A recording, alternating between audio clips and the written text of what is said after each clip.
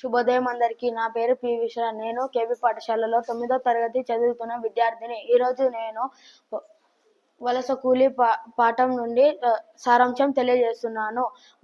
పాలమూరు ప్రాంతంలో నీళ్లు లేక పంటలు పండకపోవడంతో వలస కూలీ ఎక్కువ డబ్బులు వస్తాయని, ఎక్కువ పని దొరుకుతుందని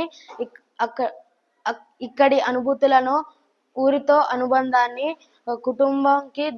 కుటుంబం నుండి దూరంగా కోస్తా ప్రాంతానికి చేపలు పట్టేటందుకు పనికి పోయారు.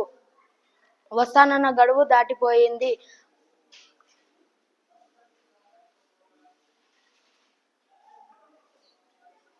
అక్కడ చేపల రుచికి మరిగి అక్కడే ఉండిపోయారా? గోదావరి వరదల్లో చాలా మంది చనిపోయారన్న వార్తని విన్న తర్వాత బుగులుగా దిగులుగా వాళ్ళ కుటుంబాలు వాళ్ళ కోసం ఎదురు చూస్తున్నారు. ధన్యవాదములు.